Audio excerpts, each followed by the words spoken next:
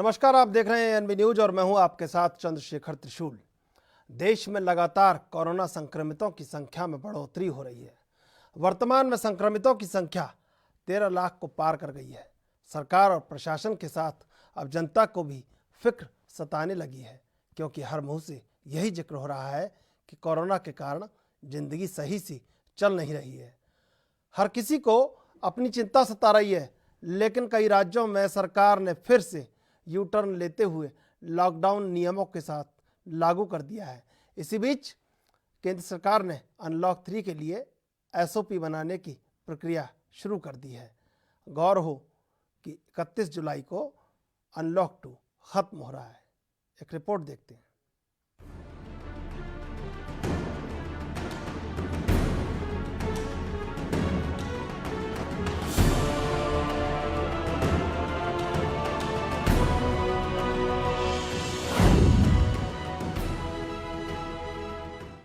देश में लगातार कोरोना संक्रमितों की संख्या में बढ़ोतरी हो रही है। भारत में संक्रमितों की संख्या 13 लाख से पार कर गई है। इसी बीच खबर आ रही है कि अनलॉक 3 के लिए एसओपी बनाने की प्रक्रिया शुरू हो गई है। गौर हो कि 31 जुलाई को अनलॉक 2 खत्म हो रहा है। 68 दिनों तक चलने वाले लॉकडाउन 31 मई को खत्म हुआ था। इसके बाद देश में जून और जुलाई में अनलॉक 1 और अनलॉक 2 की अधिसूचना जारी की गई। लॉकडाउन में ठप हो चुकी अर्थव्यवस्था को पटरी पर लाने के लिए अनलॉक के दोनों चरणों में की गई सेवाओं पर बंदिशें हटाई गई। बीते सोमवार को केंद्रीय मानव संसाधन विकास मंत्रालय ने राज्यों में से स्कूलों को खोलने के लिए मशवरा किया। स्कूली शिक्षा के सचिव अनित कारवाल ने राज्यों के शिक्षा सचिव के साथ बैठक की। इस दौरान उन्होंने छात्रों के स्वास्थ्य और सुरक्षा के साथ साथ स्कूलों में सफाई व्यवस्था के मुद्दे पर बातचीत की। जून में केंद्रीय मानव संसाधन विकास मंत्री रमेश पोखरियाल निशंक ने कहा था कि स्कूलों को फिर से खोलने के लिए बच्चों को अभिभावकों की राय मांगी जाएगी, जिसे केंद्रीय स्वास्थ्य मंत्रालय और केंद्रीय गृह मंत्रालय को भेजा जाएगा। अभिभावकों से बातचीत के बाद मानव संसाधन विकास मंत्रालय ने अभिभावकों से बातचीत करने संबंधी विभागों को इस बात से अवगत करवा दिया था कि अधिकांश अभिभावक अभी भी स्कूल खोलने के पक्ष में नहीं है। अनलॉक 3 में सोशल डिस्टेंसिंग के साथ सिनेमा हॉल खोले जा सकते हैं। सूचना प्रसारण मंत्रालय ने इस संबंध में गृह मंत्रालय की ओर से एक प्रस्ताव भेजने का काम किया है, जिसमें 1 अगस्त से सिनेमा हॉल खोलने की बात कही गई है। इससे पूर्व सूचना प्रसारण मंत्रालय और सिनेमा हॉल मालिकों के बीच बैठक कई बार हुई है। इन बैठकों के बाद सिनेमा हॉल मालिक 50% दर्शकों के साथ थिएटर शुरू करने को राजी थे। हालांकि मंत्रालय का मानना है कि अभी शुरुआत में 25% सीट के साथ ही सिनेमा हॉल खोलने चाहिए। साथ ही नियमों पर भी सख्ती से पालन किया जाना चाहिए। वहीं खबरों की माने तो अनलॉक 3 में सिनेमा हॉल के साथ जिम भी खोले जा सकते हैं। सूत्रों के हवाले से जानकारी में ये भी बताया जाता है कि अब स्कूल और मेट्रो को खोलने पर विचार नहीं किया गया है। वहीं राज्यों के लिए भी अनलॉक 3 में कुछ और ढील दिए जाने की उम्मीद है। यदि आपको याद हो तो कोरोना के बढ़ते संक्रमण को रोकने के लिए मार्च महीने में पूरे देश में लॉकडाउन केंद्र सरकार की ओर से लगाया गया था। ये जून महीने तक जारी था। उसके बाद 30 जून को अनलॉक 1 के तहत कोरोना संकट के कारण लगाए गए लॉकडाउन में ढील देने का काम किया गया, जिसमें आर्थिक प्रतिबंधों को खोला गया। इसके बाद 1 जुलाई से अनलॉक 2 का दौर शुरू हुआ, जो 31 जुलाई को समाप्त हो जाएगा। देश में कोविड-19 के एक दिन में 48,661 नए मामले आने से संक्रमण के कारण मामलों की संख्या 13,85,522 तक पहुंच गई है, जबकि पिछले 24 घंटे में 705 लोगों की मौत हुई है। देश में अब तक मृतकों की संख्या का आंकड़ा 32,063 हो गया है। कोरोना वायरस महामारी के बढ़ते संक्रमण को देखते हुए केंद्र सरकार ने मार्च में लॉकडाउन लगाया था। 4 चरणों तक चले लॉकडाउन के बाद सरकार ने अनलॉक की प्रक्रिया शुरू की है, जिससे अर्थव्यवस्था को गति दी जा सके। पिछले 2 महीने के दौरान सरकार ने अनलॉक 1 और अनलॉक 2 में भारी छूट दी। वहीं 1 अगस्त से देश में अनलॉक 3 की प्रक्रिया शुरू हो जाएगी। अभी तक इस बात के कयास लगाए जा रहे थे कि सरकार अनलॉक 3 में स्कूलों को फिर से खोलने की अनुमति दे सकती है, लेकिन खबरों की माने तो सरकार ने आखिरी समय में अपना इरादा बदल दिया और स्कूलों के अलावा मेट्रो रेल सेवाओं को जल्द शुरू होने की अभी संभावना नहीं है। News desk report, N B news.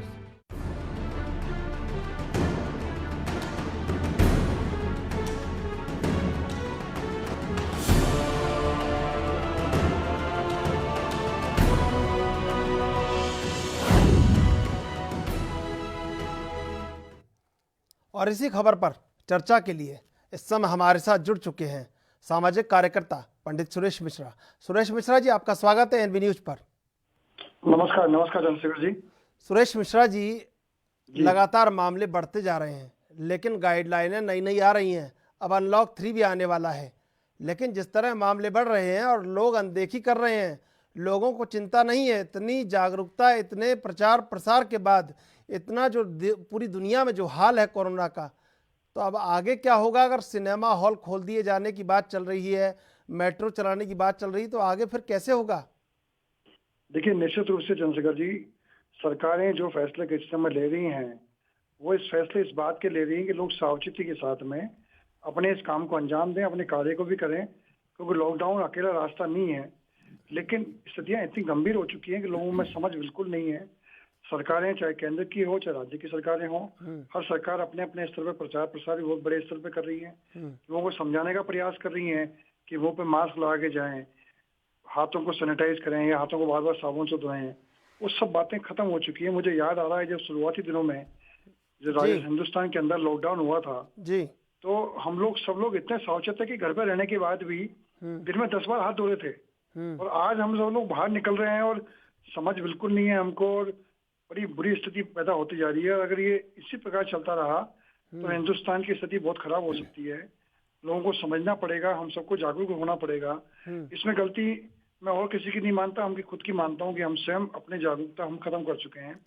आज राजस्थान की बात करें तो अकेले राजस्थान के अंदर 700 से ऊपर केसेस सामने आए हैं। ये केसेस पूरे देश में लगातार बढ़ रहे हैं। आज देश भर में 48,000 से ऊपर केस सामने आए हैं। तो निश्चित रूप से चंद्रशेखर जी, ये समझने की जरूरत है कि हम कैसे बचें, क्योंकि सिम्टम्स सामने नहीं आ रहे हैं।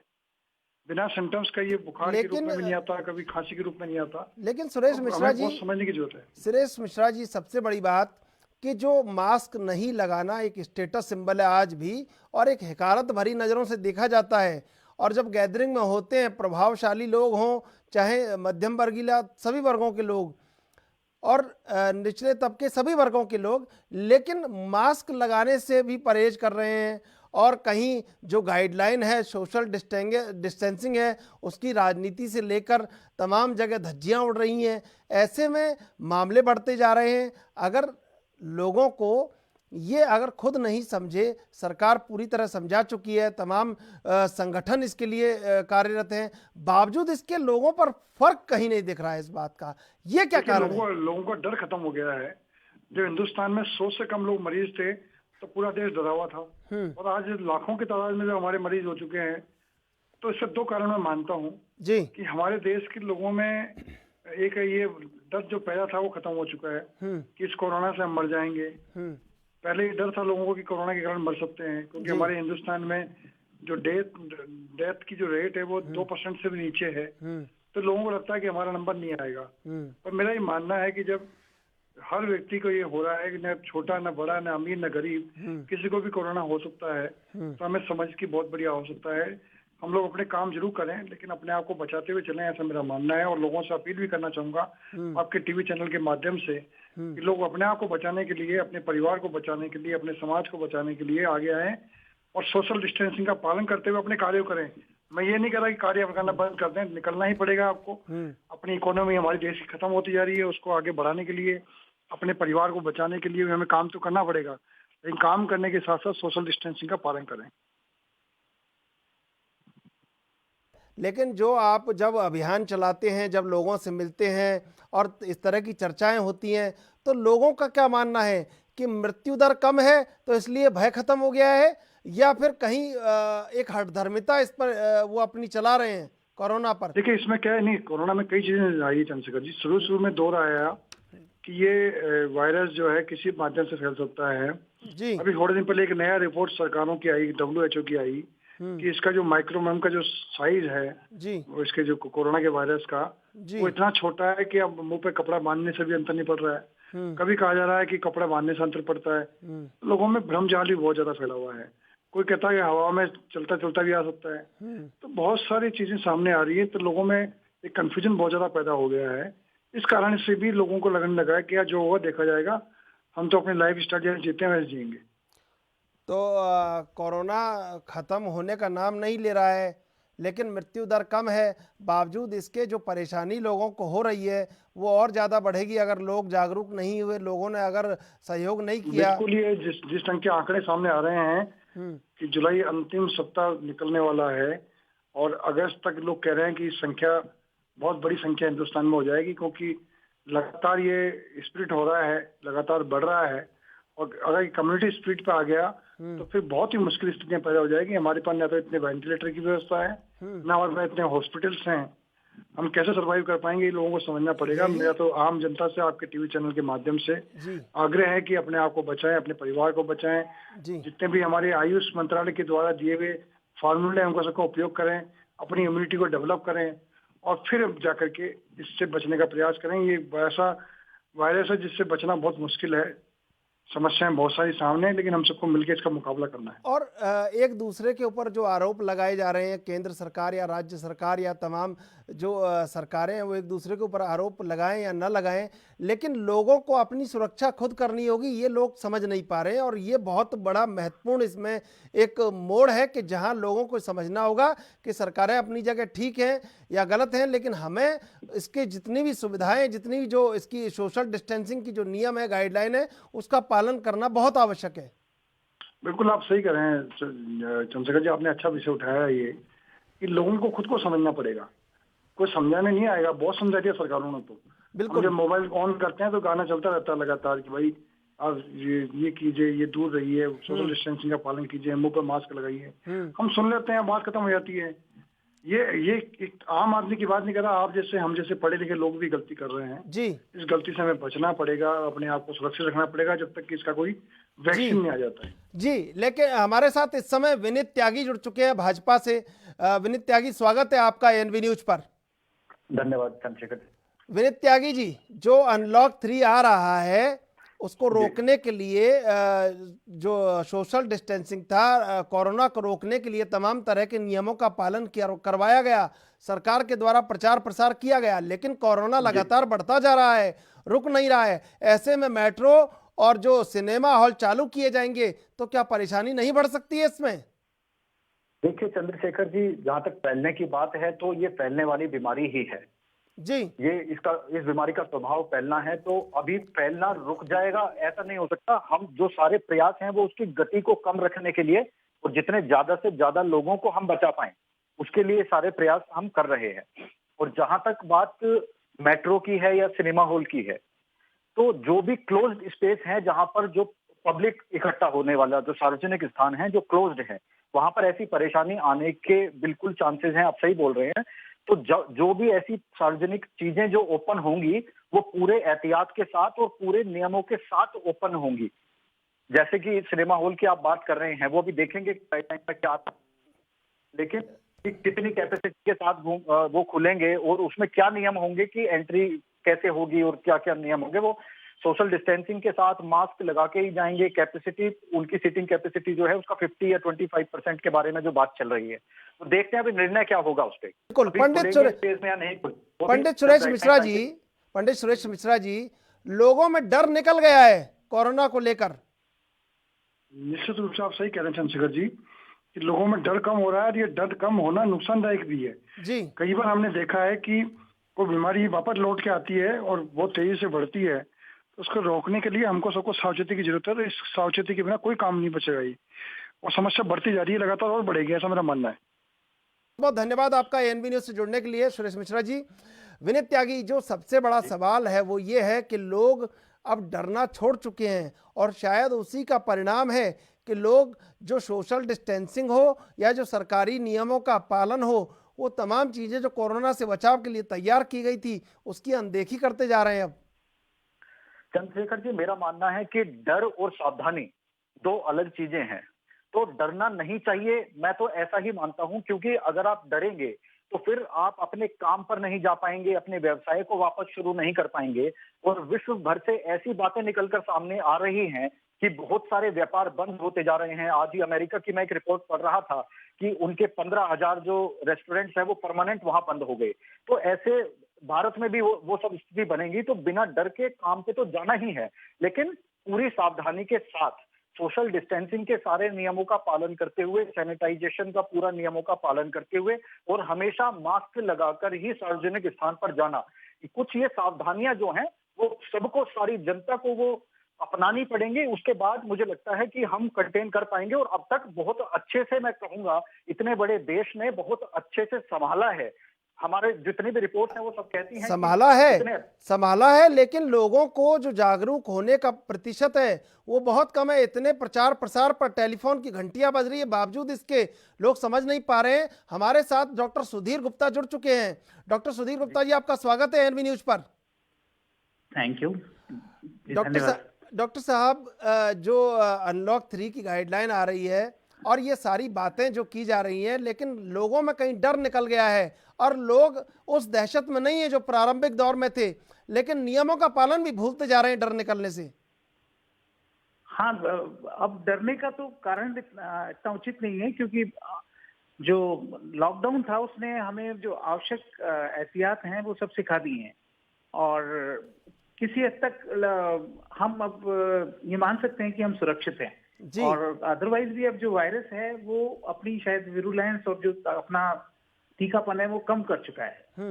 और जो डेथ्स हैं वो डेफिनेटली किसी भी और देश के मुकाबले बहुत कम है जी। तो अब ऐसा नहीं लगता कि हमें उतना ज्यादा खौफ में रहना चाहिए। लेकिन ये सच है कि इतनी तेजी से फैलने वाली वायरल इन्फेक्शन के मामले में हमें ये जो चीजें हमें बताई गई हैं, सोशल डिस्टेंसिंग के बारे में, सैनिटाइजेशन के बारे में और खास तौर पे हाथ धोने के बारे में, ये सारी की सारी चीजों को तो अपनी आदतों का हिस्सा बना के रखना होगा।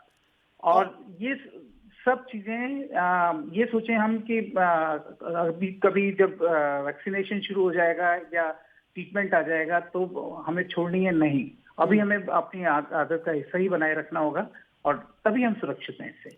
और ऐसा भी कहा जा रहा है कि कोरोना जीवन के संग चलेगा बहुत लंबे समय तक, तो अगर ये नियमों का पालन किया जाएगा तो शायद एक जो बड़ा जिसका प्रभाव हो रहा है वो प्रभाव शायद नियंत्रित हो पाए, जिस तरह अभी तक नियंत्रित हुआ है। बिल्कुल सच है, सही कह रहे हैं जी। विनीत त्यागी जी, जो सरकार की गाइडलाइन आ रही है, केंद्र सरकार और राज्य सरकार जो कहीं अपने अपने स्तर पर जो प्रयास कर रही है रोकने के लिए, लेकिन कहीं से अचानक एकदम कहीं ऐसा विस्फोट होता है, कहीं किसी शहर में एकदम मामले बढ़ जाते हैं तो फिर लोगों की चिंताएं बढ़ जाती हैं। लेकिन दूसरे दिन या फिर मामला ठंडा होता है फिर लोग भूल जाते हैं। इतनी भयावह स्थिति होने के बाद दुनिया में बावजूद इसके लोग भूल जाते हैं बहुत जल्दी और अपने अपने काम में जुट जाते हैं।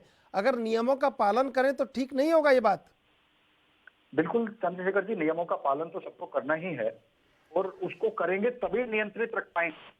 लेकिन इसमें तो और भी मुद्दा है कि जैसे बीमारी हुई तो एकदम से पता नहीं लगता, कुछ समय लगता है पता लगने में। तब तक कुछ और लोगों को अपने आसपास के हम संक्रमित कर चुके होते हैं। इस वजह से एकदम से पता लगता है कि यहाँ पर नंबर इतना हो गया।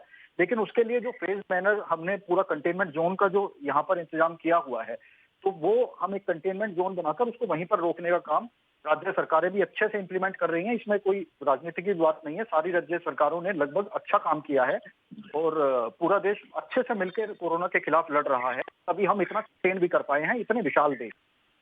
डॉक्टर सुधीर गुप्ता जी, आपसे हमारे दर्शकों के लिए संदेश चाहेंगे कि आखिर क्या ऐसा और प्रिकॉशन है जो कोरोना से उनको बचा सकता है और कहीं कोरोना जो फैल रहा है उससे वो अपना बचाव कर सकते हैं छोटी छोटी चीजों से? ये सारी की सारी चीजें जो कोरोना से बचाव करती हैं हमें बार बार अलग अलग माध्यमों से कही गई हैं और इसके अतिरिक्त किसी और प्रिकॉशन की जरूरत नहीं है। और जहां तक बात है कि अब जो बात मेरे को अलग से कहनी है वो ये कहनी है कि कोरोना को लेकर के और डर का अब कहीं स्थान नहीं है हमारी जिंदगी में जी। और इस तरह के नंबर आना अब, क्योंकि जो ये लंबा लॉकडाउन था इसने हमारे विभाग को और हमारे जो इंफ्रास्ट्रक्चर है हेल्थ से संबंधित, जो वेंटिलेटर्स की जरूरत है, जो डॉक्टर्स की ट्रेनिंग है, वो सब पूरी हो गई है। और अब अगर किसी तरह का किसी एक शहर विशेष के अंदर कोई ज्यादा संख्या होती है तो मेडिकल जो डिपार्टमेंट है उससे लड़ने में समर्थ है।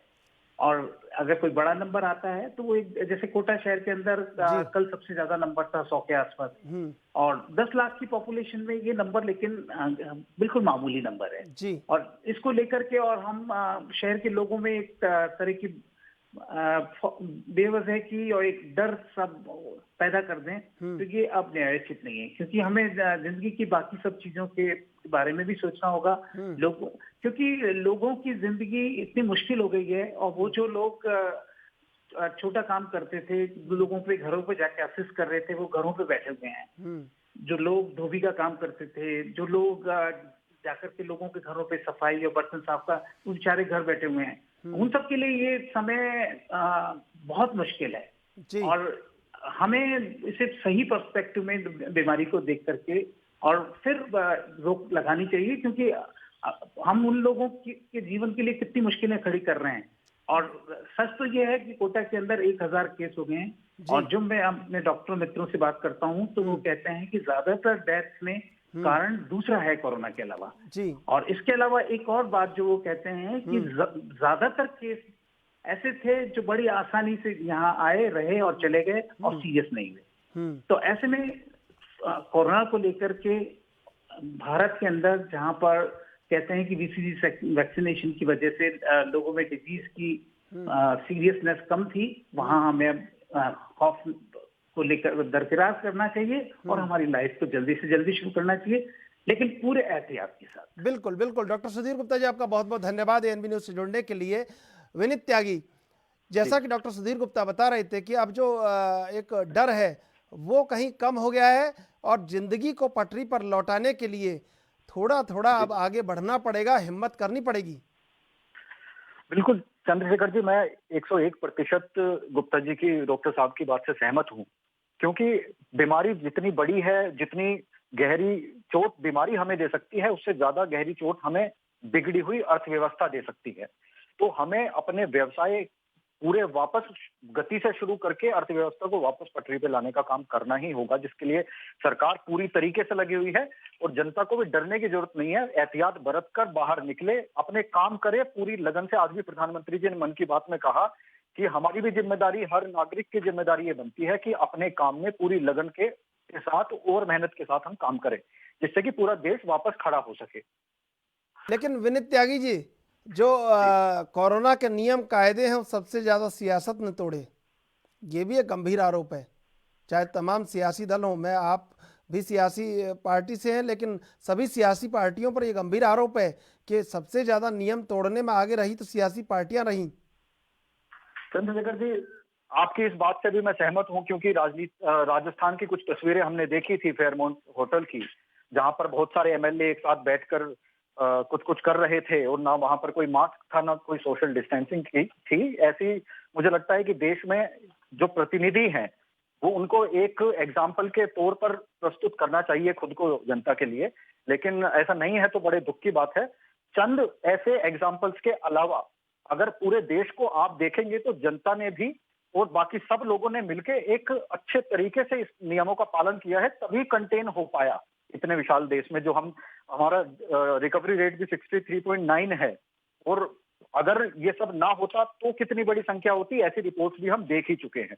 तो कुछ है एक्सेप्शन जिन्होंने हमारे साथ प्रकाश सारस्वत जुड़ चुके हैं, राजनीतिक विश्लेषक। आपका स्वागत है एएनबी न्यूज पर। जी जी। प्रकाश सारस्वत जी, चर्चा कर रहे हैं अनलॉक 3 जो लागू होने वाला है, जिसकी एसओपी तैयार की जा रही है, लेकिन मृत्यु दर तो कम हुई है और कोरोना के मामले बढ़े हैं। लेकिन सवाल, अभी विनीत त्यागी हमारे साथ जुड़े हुए हैं, भाजपा के नेता हैं, मैं उनसे ये सवाल कर रहा था कि सबसे ज्यादा जो कोरोना के नियम तोड़े हैं वो सियासी दलों ने तोड़े हैं, और सियासी दलों के ऊपर यह आरोप है कि नियम भी तोड़े हैं और लोग कहीं ये देख के गुमराह भी हुए हैं कि जब सियासी दलों पर ही कोई रोक नहीं है तो हमें क्यों रोका जा रहा है। जी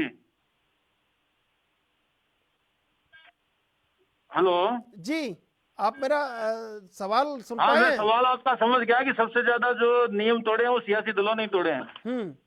जी, तो क्या ये जो गाइडलाइन है ये सबके लिए समान नहीं है? आम आदमी के लिए अलग है और सियासी पार्टियों के लिए अलग है, और ऊंचे रसूख वाले लोगों के लिए अलग है, और निचले तबके के लिए अलग है। समाज के अलग अलग वर्गों के लिए अलग अलग गाइडलाइन है क्या?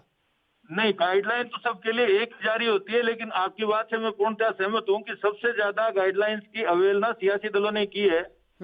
इसमें किसी भी पार्टी विशेष का प्रश्न नहीं है। लगभग सभी दलों ने और सभी दलों के नेताओं ने इसका उल्लंघन किया है, जो कि नियमानुसार भी गलत है, कानून की दृष्टि से भी गलत है। तो इसमें अनलॉक 3 में कम से कम इस चीज की चर्चा की जा सकती है कि सियासी दलों को भी इस बात की पाबंद किया जाए कि भी आप जो है जो सरकारी गाइडलाइंस जारी की जा रही है उसकी पूर्णतः पालना करें। जी बिल्कुल विनीत त्यागी, समाज के सभी वर्गों के संग सभी सियासी पार्टियों को भी ये पाबंद किया जाना चाहिए कि जिस नियम को आम आदमी मान रहा है, छोटे से छोटा आदमी मान रहा है, उसको आप क्यों नहीं मान रहे हैं? देखिए चंद्रशेखर जी, ऐसा नहीं है कि नियम अभी उन पर लागू नहीं होते, सब पर नियम लागू होते हैं। हर भारतीय नागरिक पर वो नियम लागू होता है, तो उसमें पार्टी भी आ जाती है और हम सब आ जाते हैं, पत्रकार भी आ जाते हैं। जहां तक भारतीय जनता पार्टी की मैं बात करूंगा तो मैं खुद इस बात का गवाह हूं कि हमारे जितने भी कार्यक्रम हुआ करते थे वो सभी कार्यक्रम आज ऑनलाइन है। जितनी भी बैठकें हुआ करती थी संगठन की, वो सारी बैठकें आज ऑनलाइन है। और अगर जनता के बीच में जाकर हम कुछ राहत कार्य कर भी रहे हैं तो पूरे सोशल डिस्टेंसिंग के साथ और मास्क लगाकर। अगर आपको कहूंगा तो कुछ बात तो आप कहोगे कांग्रेस की प्रवक्ता की तरह बोल रहे हो, आपको कुछ सवाल करूंगा तो आप कहोगे कि आप ऐसे बोल रहे हो, ममता बनर्जी की तरह बोल रहे हो। लेकिन मैं आपको बताऊं, इतने दिनों में हमने भी जो दृश्य देखे हैं उसमें कई जगह आपका सियासी जो पार्टी है उसके भी कई लोग इस तरह नजर आए हैं कि उन्होंने भी पूरी तरह उल्लंघन किया है। एक मर्यादित प्रश्न जो मैंने किया है उसका मर्यादित जवाब आपसे चाहता हूं। बिल्कुल मर्यादित जवाब ही साहब मैं दे रहा हूं। पूरा जो सामने है उसके यथार्थ जवाब मैं दे रहा हूं। आप कुछ एग्जाम्पल अगर उठाकर बताएं तो अगर किसी ने ऐसा किया भी है तो बिल्कुल गलत है, वो किसी पार्टी से ब्लॉक करते हो। नियम सबके लिए बराबर, भारतीय नागरिक के लिए बराबर है, उसका सम्मान करना ही चाहिए। जी प्रकाश सारस्वत जी, नियमों में रसूख और निचले तबके में बहुत अंतर देखा गया। एक आदमी अपनी पत्नी को लेके जा रहा है और वो मास्क नहीं उसने पहन रखा है तो उसका चालान भी काट दिया गया, उसको डांट भी दिया गया, उसके सरेआम बेइज्जती भी कर दी गई। लेकिन नेताजी अपनी सफारी में न मास्क पहने न बेल्ट लगाए, सीट बेल्ट, और उनको सलूट मार दिया गया। तो क्या ये भारतीय लोकतंत्र का ऐसा चेहरा नहीं है जिससे कहीं भारतीय लोकतंत्र हताहत होता हो? आपकी बात से सहमत हूं। ये भारतीय लोकतंत्र के लिए भी नुकसानदेह है और जो निचला तबका है उसके मन में भी इस बात का एक स्थायी रूप से घर कर जाता है कि भाई ये इतना बड़ा फर्क क्यों है। जिस राजनेता को, जिस लीडर को या जिस नेता को लोग लीडरशिप के लिए या अगुवाई के लिए आगे करते हैं, अगर वो ऐसे आचरण करते हैं तो फिर उसका तो नकारात्मक मैसेज ही निचले तबके में जाएगा कि भाई हमें तो आप इस तरह से कर रहे हो। ये पूर्णतः गलत है और कानून की पालना सबके लिए होनी चाहिए, इसमें कोई पार्टी विशेष का प्रश्न नहीं है।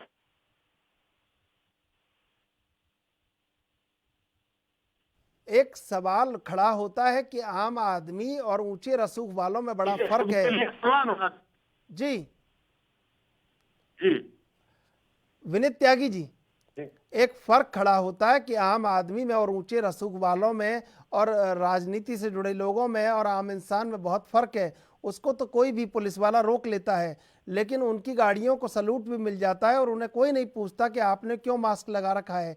तब लगता नहीं है कि हम 21वीं शताब्दी में जी रहे हैं, इतनी महामारी से लड़ रहे हैं, फिर नियमों का पालन क्यों नहीं हो पा रहा है? देखिए चंद्रशेखर जी, जो बीमारी की आप बात कर रहे हैं वीवीआईपी कल्चर कहा जाता है, और ये बहुत गहरी बीमारी भारत के अंदर घुस गई थी जिसका इलाज अभी चल रहा है जब से नरेंद्र मोदी जी सरकार में आए हैं। थोड़ी बीमारी गहरी है, होते होते पूरा जड़ से जाएगी, लेकिन आज बहुत फर्क हो चुका है। और चंद लोगों को छोड़ दें अगर, तो हर जगह ये देखने को नहीं मिलता है। और मैं आपकी बात से सहमत हूं कि कोई आम नागरिक हो या कोई नेता हो या कोई भी हो, सबके लिए नियम बराबर हैं। और एक नेता के ऊपर ज्यादा रिस्पॉन्सिबिलिटी बनती है कि वो अपने आप को एक एग्जाम्पल की तरह प्रस्तुत जनता के सामने करे, जिससे कि वो एक नेतृत्व की तरह उन्हें भी प्रोत्साहित कर पाए कि आपको भी इन नियमों का पालन करना है, ना कि अपने रसूख को दिखाकर वो नियमों का उल्लंघन करे। तो फिर वो नियम जो है वो एक परिहास बन के रह जाते हैं। अनलॉक 3 में इसका भी जिक्र होना चाहिए कि अगर जो लोग इस तरह की अवहेलना कर रहे हैं उनके खिलाफ कड़े से कड़ा दंड लगाया जाए और दंड में भी ये प्रक्रिया निर्धारित हो कि जिसका जितना ऊंचा रसूख हो उसका उतना बड़ा दंड हो। देखिए, मतलब दंड होना चाहिए और दंड ऑलरेडी है भी, ये मैं आपकी बात से सहमत हूं। बाकी जो आप डिफरेंशिएशन करने की बात कर रहे हैं, मैं इस ऐसे किसी डिफरेंशिएशन को कभी भी सपोर्ट नहीं करता कि किसी का रसूख ज्यादा है या कम है, ये हम गाइडलाइंस में तय कर दें। हमारे लिए नियमों के लिए सब नागरिक समान होने चाहिए, उसमें कोई ऐसा डिफरेंशिएशन मुझे नहीं लगता आना चाहिए। वही तो ये सवाल आपसे पूछना पड़ा कि आम आदमी को तो रोक लिया जाता है लेकिन बड़े लोगों को नहीं रोका जाता। बहरहाल अभी लेते हैं एक छोटा सा ब्रेक के बाद फौरन लौटते हैं आपके पास।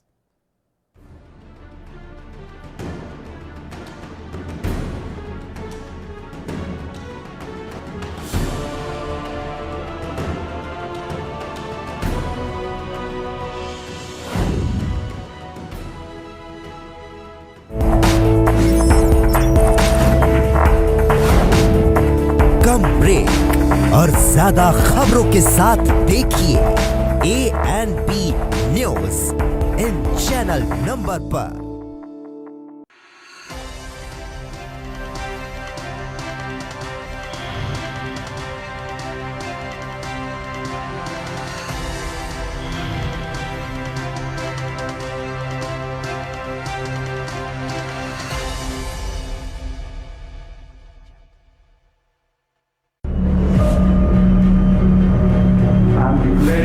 Public health emergency of international concern over the global outbreak of novel coronavirus. Bharat की कोरोना वायरस से जंग।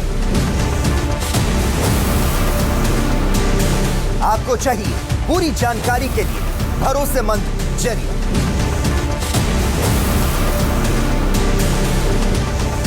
जानकारी जो अफवाहों पर ना हो। 24 घंटे 7 दिन लगातार सिर्फ ANP न्यूज पर।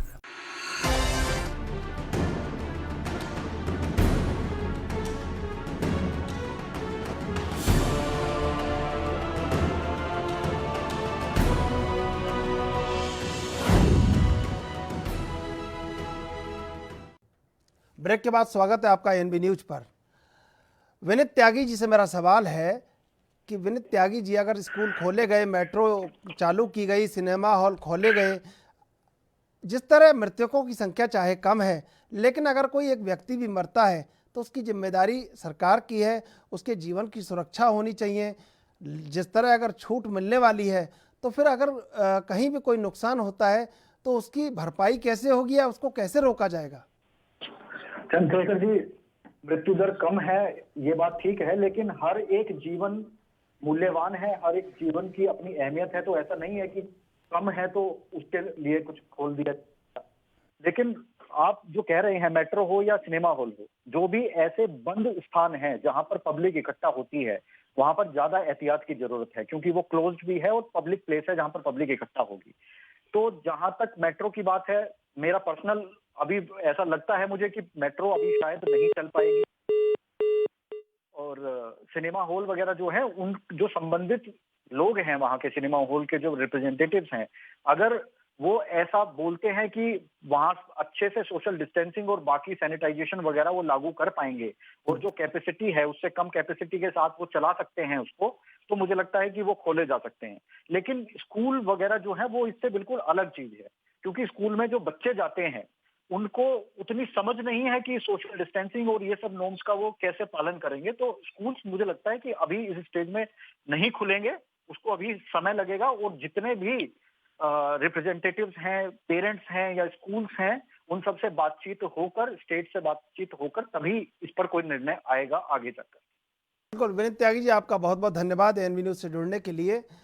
बहुत सारी जो कोशिशें हैं सरकार की, राज्य सरकार की, केंद्र सरकार की, वो लगातार जारी हैं, लेकिन बावजूद इसके संक्रमण भी बढ़ रहा है और कहीं ना कहीं मृत्यु दर भी चाहे बहुत कम है लेकिन है, और जीवन का प्रश्न बहुत ज़रूरी है। अब इस जीवन के प्रश्न को हल करने के लिए छूट देना भी ज़रूरी है,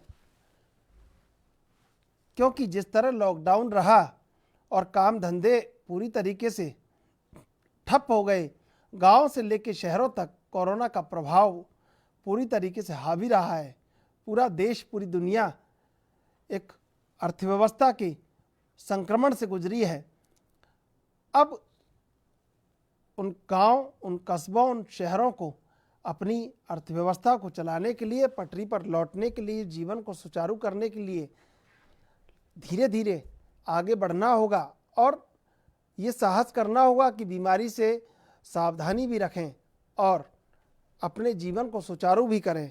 लेकिन सबसे बड़ी बात यह है कि जब वो आम आदमी ये देखता है कि जो सियासी रसूख के लोग हैं वो सारे नियमों की खुलेआम धज्जियां उड़ा रहे हैं और आम इंसान से नियमों की बात की जा रही है, तब उसे ये सब बात बेमानी सी लगती है। तब उसे लगता है कि नियम कायदे कुछ नहीं है और जब वो नहीं डर रहे हैं तो हम क्यों डरें।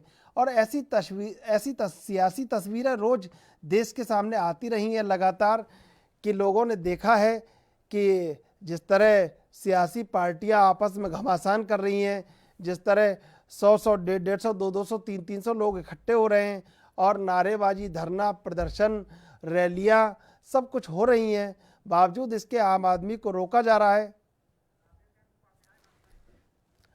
और इस समय हमारे साथ जुड़ चुके हैं राधेश्याम उपाध्याय, भाजपा नेता। राधेश्याम उपाध्याय जी, स्वागत है आपका एनबी न्यूज पर। धन्यवाद।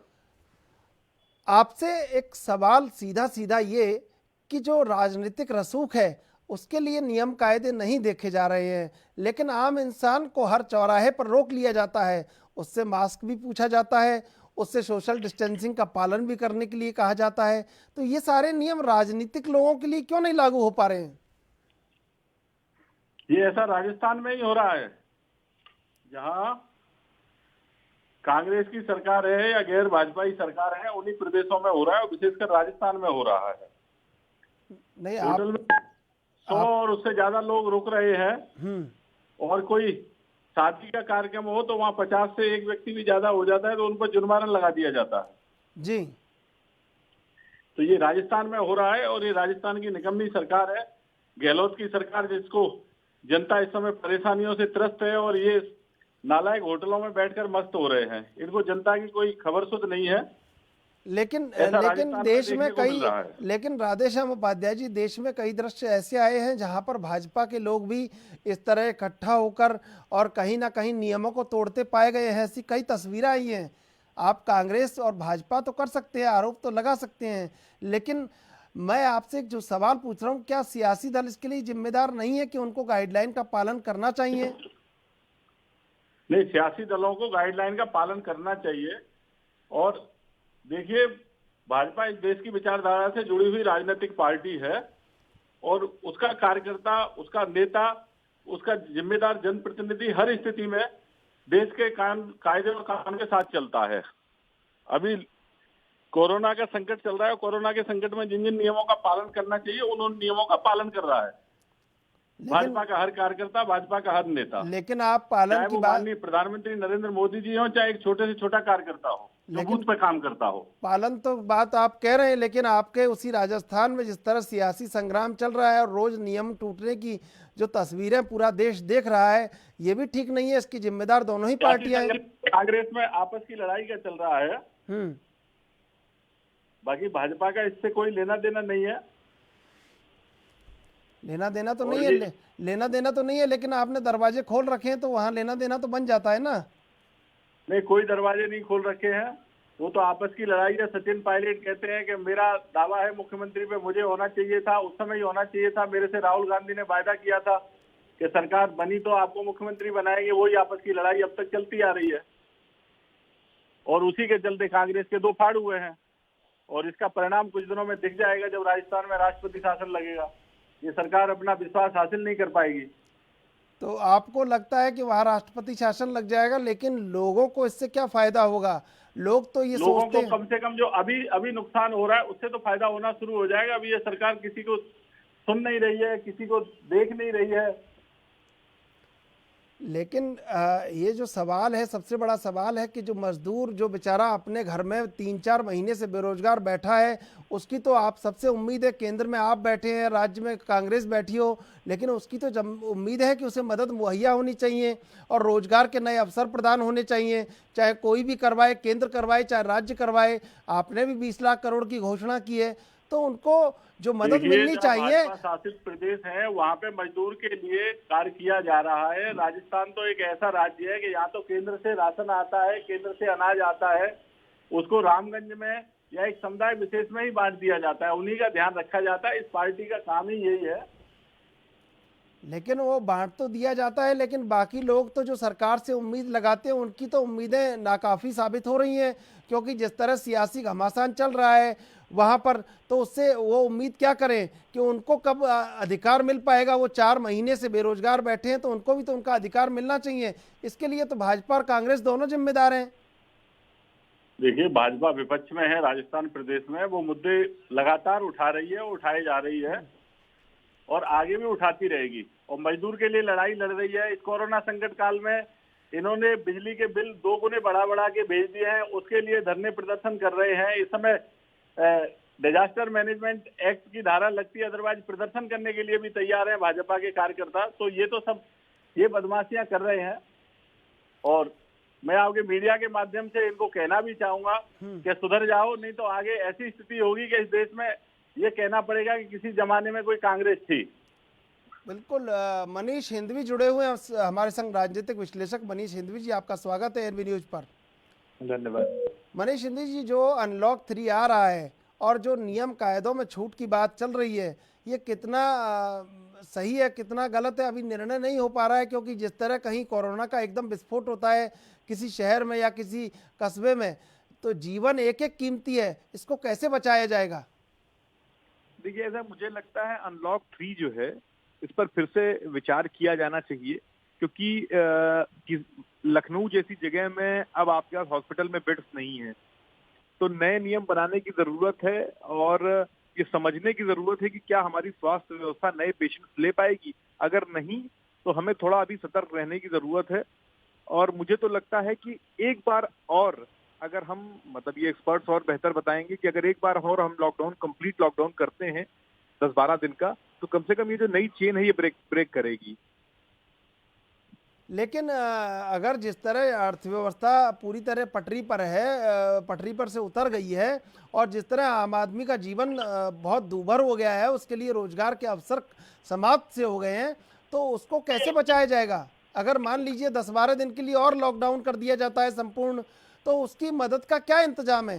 नहीं, मैंने यही कहा आपसे ना कि एक्सपर्ट्स के राय की जरूरत है, मेडिकल एक्सपर्ट्स के, इकोनॉमिक एक्सपर्ट्स के, कि आखिर इस व्यवस्था से निपटेंगे कैसे, क्योंकि जो लगातार केस बढ़ रहे हैं और अस्पतालों के बाहर पेशेंट की लाइन लग गई है, बेड्स नहीं है, वेंटिलेटर्स नहीं है, मतलब समस्या तो बहुत गंभीर है ही है और इसके लिए कोई दोषी नहीं है, मगर सवाल इस बात का है कोई हल निकाले जाने की जरूरत है ना। क्योंकि अब तो हर गली में, हर चौराहों पर कोरोना के पेशेंट्स हैं, उसमें सीरियस भी लोग हैं, लोगों को वेंटिलेटर ना मिलने से लोगों की मौत हो जा रही है, तो स्थितियां गंभीर हो जा रही है। इन परिस्थितियों में अब क्या नया नियम होना चाहिए, देखते संभालते हुए नियम बनाने चाहिए। तो ऐसे लोग भी हैं जो गंभीर बीमारी के पहले से शिकार हैं, तो उनको अगर कहीं ये संक्रमण होता है तो उनके लिए तो बहुत मुश्किल की बात है। तो क्या उनके पर्याप्त उपचार की भी वहाँ पे सुविधा है? ये भी सब सोचने की आवश्यकता है अनलॉक 3 में। देखिए, ऐसा है कि ये तो पहले दिन से समस्या आ रही है कि कोरोना के चलते जो और दूसरे तरीके के मरीज सफर, कैंसर पेशेंट्स हो, चाहे वो किडनी के डायलिसिस के पेशेंट्स हों या और भी जो मरीज हैं जैसे हाई बीपी के, हाई शुगर के, हार्ट के, वो सफर कर रहे हैं। तो ये तो व्यवस्था बहुत पहले से बना देनी चाहिए कि आखिर इन मरीजों को कैसे टेकअप किया जाएगा। लेकिन फिर समस्या वही है कि सारे के सारे अस्पताल पटे पड़े हैं कोरोना पेशेंट से, सारा अमला उसी में लगा हुआ है। तो ये तो एक व्यवस्था जो निजी क्षेत्र के साथ मिलकर बना देनी चाहिए बिल्कुल तुरंत। इससे मैं आपकी बात से सहमत हूँ। राधेश्याम उपाध्याय जी, जो व्यवस्था है अनलॉक 3 में, जो नियमों में छूट दी जा रही है, उससे मामला और पेचीदा हो सकता है। कहीं एक बार और बड़ा विचार करने की आवश्यकता है कि कैसे आम आदमी का जीवन भी बचे और उसका कहीं घर में चूल्हा भी जल जाए और संक्रमण को भी रोक लिया जाए। ऐसी बहुत ऐसी कार्य योजना की आवश्यकता है। देखिए, इसी प्रकार की योजनाएं बना रखी हैं। ये सच है कि ये वैश्विक संकट है, कोरोना महामारी कोविड 2019, लेकिन अब 3 महीने निकल चुके, अप्रैल मई जून, तो लॉकडाउन में छूट भी देनी पड़ेगी और संक्रमण से भी रोकथाम की जाएगी। बरसात का मौसम आ रहा है, इस समय स्वैच्छिक रूप से भी हमारे देश में बीमारियां फैलती हैं बरसात के समय में, तो ये बात आपकी सच है। और इसके लिए केंद्र सरकार पूरी तरह से, केंद्र सरकार का स्वास्थ्य मंत्रालय पूरी तरह से चिंतित है और चिंता करते हुए कार्य कर रहा है। अब बात यह है कि प्रदेशों की सरकारें भी उसी तरह से कंधे से कंधा मिलाकर कार्य करें तो इस परिस्थिति से निपटा जा सकता है और एक अच्छे समय का इंतजार किया जा सकता है। मनीष हिंदवी जी, जब 235-36 लोग थे तब लॉकडाउन प्रभावशाली कर दिया गया पूरे देश में। अब मामले बढ़ते जा रहे हैं और छूट भी बढ़ती जा रही है, तो ये किस ओर जा रहे हैं? आपको कैसे, आप पूरे इस चीज को कैसे देखते हैं? मैं इसको इस लिहाज से देखता हूँ कि सरकार की जो व्यवस्था, स्वास्थ्य व्यवस्था, वो पहले से ही बहुत बेहतर नहीं थी, आप भी जानते हैं।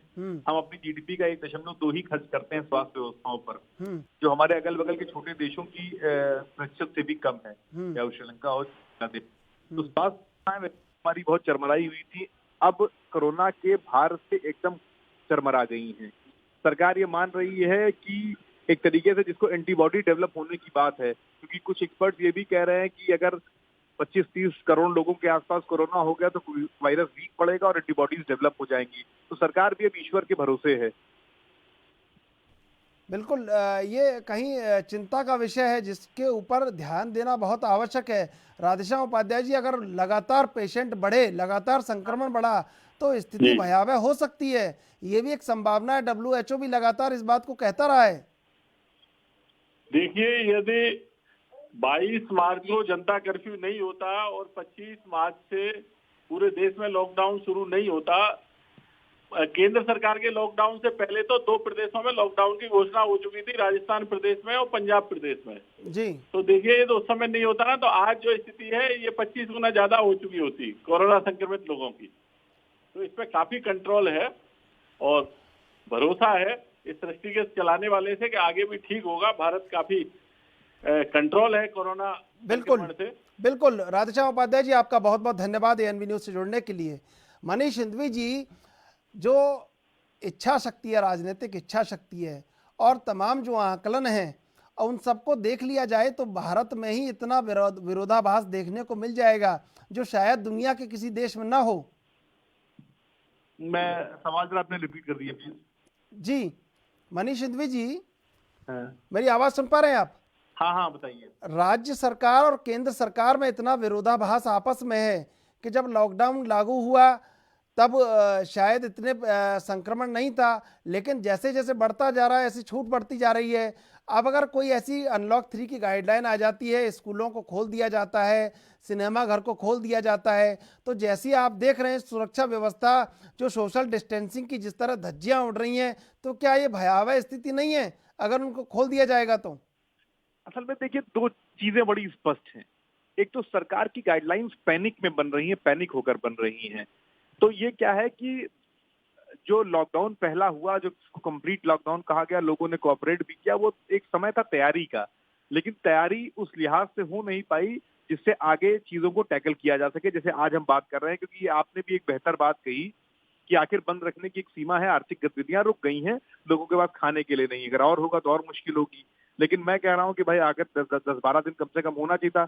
इसलिए कह रहा हूं कि अगर पहला लॉकडाउन में हमने ठीक से तैयारी करी होती तो आज हम निपटने की अवस्था में होते, लेकिन हमने क्या किया, तैयारियां कंप्लीट नहीं करी। दूसरा क्या है, कोरोना को एक भयानक डाकू के रूप में हमने वो किया। जैसे मान लीजिए किसी को कोरोना हो जाता है तो वहां पर हमला हो जाता है, उसके घर पे उसको उठा ले जाते हैं, तो सेंटर में जाके उसको रख दिया जाता है, वहां बांस बल्ली लगा देते हैं। मतलब एक ऐसा जैसे एक सोशल भय बन गया है कोरोना।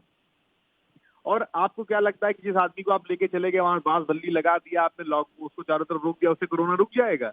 तो एक ये जो सरकार की नीतियां रही ना, ये बड़ी डराने वाली रही। हमने अभी परसों नरसों यूपी में शुरू किया कि घर में आप क्वारंटाइन हो सकते हैं। ये हम पहले भी कर सकते थे, क्योंकि इतना हम जान रहे हैं, सारे जो रिसर्च आ रहे हैं कि 80 से 85% लोग माइल्ड सिम्टम्स के साथ में घरों में क्वारंटाइन रह सकते थे। तो ये जो व्यवस्था हमारी चरमरा गई, चरमराई ना होती। मेरे कहने का मतलब है, कुल मिलाकर सरकार की जो पॉलिसीज हैं वो क्या है कि वो जो उनका ब्यूरोक्रेटिक सेटअप है उसके बीच से ही निकल कर आ रही है। तमाम एक्सपर्ट्स की राय उस पर ली नहीं गई, नतीजा पॉलिसीज बहुत सही से बनी नहीं और इम्प्लीमेंट नहीं हुई। ब्यूरोक्रेटिक जो एक उनका सेटअप है, उसमें सबसे बड़ी खामी ये भी रही कि उन्होंने जो ज़रूरतें थी, जो ग्राउंड लेवल पे जो दिक्कतें थी, उनको भी कहीं समझा नहीं अच्छी तरीके से। और उसी का नज़ारा रहा कि प्रारंभिक जो लॉकडाउन फर्स्ट था उसमें जो निकल के आई मज़दूरों की तस्वीरें, उसके बाद आज अगर आप देखेंगे बाढ़ से लेकर तमाम हालात देश में ख़राब हैं। और ऐसे में उसको कैसे सुविधा मिल पाएगी, कैसे नहीं मिल पाएगी। लेकिन अर्थव्यवस्था को पटरी पर लाने के लिए जिस तरह कहीं सिनेमा हॉल खोल देने की बात चल रही है, छूट की बात चल रही है, तो कहीं आज भी एक ज़रूरत है कि जो परफेक्शन गाइडलाइन में आना चाहिए था या अब आगे आना चाहिए, वो कहीं नज़र नहीं आता है जब अगर आप पूरा विश्लेषण करते हैं इस चीज़ का। तो नहीं, मैंने उसका जवाब दिया ना मैं आपको कि इनके यहाँ जो नीतियां बनी उसमें ब्यूरोक्रेट्स हावी रहे। आपके पास तमाम तरीके के एक्सपर्ट्स हैं, इंडस्ट्री एक्सपर्ट्स हैं, इकोनॉमिक एक्सपर्ट्स हैं, मेडिकल एक्सपर्ट्स हैं, तो हर चीज में जो पॉलिसी बनती है उसमें इन एक्सपर्ट्स की राय लिए जाने की जरूरत है। आप जब राय नहीं लेते हैं और सब खुद ही जानते हैं और खुद ही बना लेते हैं, तो उसका नतीजा ये जो आपके सामने है ना, जो जिस तरीके की पॉलिसीज बन रही हैं और इम्प्लीमेंट हो रही हैं, हर तीसरे दिन नई पॉलिसी आ जाती है। इतना कंफ्यूजन ग्राउंड लेवल पर पॉलिसीज को लेकर है, उसका सबसे बड़ा कारण यही है, जो एक्सेसिव रिलायंस है ना और एक्सेसिव इंटरफेरेंस है ब्यूरोक्रेसी का, उसने चीजों को चौपट कर रखा है। और आपने जो ये कहा कि घर से उठा के ले जाते हैं, 10-12 गाड़ियां आती हैं, तो ये भी कहीं भय का माहौल पैदा कर दिया जाता है समाज में। नहीं, हो गया है और आसपास के लोग डर जाते हैं कि कोरोना कितना खतरनाक है या क्या है, और या उससे कैसे बचाव करना है, और वहाँ एक भय पूरी तरह फैल जाता है। एक सामाजिक बहिष्कार की तरह की स्थिति हो जाती है कि अगर किसी को कोरोना हो गया और वो, मैंने कहा नहीं, जिस तरीके से वो आते हैं, उठा के लेके चले जाते हैं, ठीक है ना, और उसका पूरा परिवार एक तरह से डरा सहमा सा वहीं छूट जाता है। तो अब आदमी, बहुत सारा आदमी भयभीत होकर, अगर उसको लगता भी है सिम्टम, तो वो बता नहीं रहा है डर के मारे। आप समझ रहे हैं? तो हमने एक विश्वास का माहौल ही नहीं पैदा किया। तो ये विश्वास का माहौल अब कैसे पैदा होगा? आने वाले समय में लगातार जब ये बात कही जाती है कि हमें कोरोना के संग जीना होगा, हमें कोरोना के संग रहना होगा, उसके संग संघर्ष करना होगा, अपने जीवन को सुचारू करना होगा, तब ये कैसे होगा? भय का माहौल भी पैदा कर दिया गया, अविश्वास का माहौल भी पैदा कर दिया गया, तो कैसे आगे अब ये पटरी पर गाड़ी आएगी? देखिए, पटरी पर गाड़ी आने का एक सबसे इम्पोर्टेंट तरीका ये है कि आप पॉलिसीज को ठीक करिए, ठीक है, और उसमें एक्सपर्ट्स की राय लीजिए। दूसरी बात क्या है, ये आप जो कहते हैं कोरोना के साथ जीना पड़ेगा, एकदम ठीक बात है, लेकिन मैंने कहा ना कि आप पैनिक होकर पॉलिसीज मत बनाइए, ना डरिए ना डराइए, दोनों चीजों को समझिएगा, ना आप खुद डरिए ना हमें डराइए, ठीक। और आखिरी बात ये है कि कोरोना का जो अभी तक का स्पष्ट हमने हमारे आपके देखने में आया है कि 85% पेशेंट्स माइल्ड सिम्टम्स के साथ ही ठीक हो जा रहे हैं। उनको सेंटर्स पर रखने के बजाय उनको उनके घर में रहने दिया जाए, वहीं पर उनको उनके घर में क्वारंटाइन करने दीजिए उनको। जो 15% पेशेंट बचते हैं, जिसमें 10% नॉर्मल बेड पर ठीक हो जाते हैं और 3 से 4% लोगों की वेंटिलेटर की जरूरत पड़ रही है। तो ये जो आंकड़े आपके सामने हैं, इस तरह के जो सर्वे आ गए हैं, इन्हीं के आधार पर अपनी नीतियां बनाइए। और मैंने कहा नहीं कि न डरिए न डराइए। सिंधवी जी, ये भी तय नहीं हो पाया कि इंस्टीट्यूशनल क्वारंटाइन करना है क्या होम क्वारंटाइन करना है। इस पर भी राज्य सरकारों में विवाद चल रहा है, लगातार विवाद आगे बढ़ जाता है, अभी तक भी ये तय नहीं हो पाया। इसी विवाद के चलते इन्होंने अपनी पूरी की पूरी व्यवस्था एक तरीके से इनकी चरमरा दी गई है, ठीक है ना भाई। देखिए, भारत जैसे 130 करोड़ लोगों के देश में आपके पास हॉस्पिटल बेड्स हैं केवल 19 लाख, आपके पास आईसीयू बेड्स हैं केवल 1 लाख, वेंटिलेटर हैं 48,000 कुल। और जब आज कोरोना आपके सर पर खड़ा है तो आपकी व्यवस्था चरमरा गई। तो आप तो इस बात को जानते थे ना कि ऐसी व्यवस्था आएगी।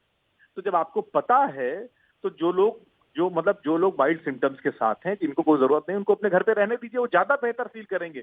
जो लोग क्वारंटाइन सेंटर से लौट कर आए, उनसे पूछिए उनकी आज बीती, वो जेल से बदतर था।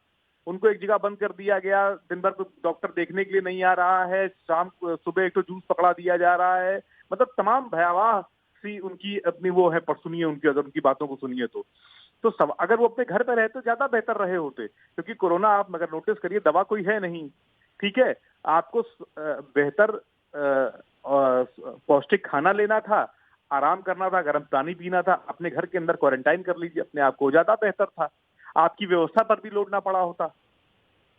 लेकिन कहीं इंस्टीट्यूशनल क्वारंटाइन से मामला गड़बड़ हो गया कई लोगों का। इंस्टीट्यूशनल क्वारंटाइन मैंने कहा नहीं, एक तो आपके ले जाने का तरीका और आपका इंस्टीट्यूशनल क्वारंटाइन आपने किया क्या है, आपने यही। सिंधवी जी बहुत बहुत धन्यवाद आपका एएनबी न्यूज से जुड़ने के लिए। कोरोना में अनलॉक 3 की गाइडलाइन आ रही है, सरकार और छूट बढ़ाने पर विचार कर रही है, लेकिन देखना होगा कि अब बचाव का रास्ता भी कैसे तैयार किया जाता है और लोगों को लगातार अपना बचाव स्वयं करना होगा। इसके लिए सरकार से ज़्यादा लोग भी जिम्मेदार हैं। बहरहाल ताज़ा तरीन खबरों के लिए देखते रहिए एएनबी न्यूज।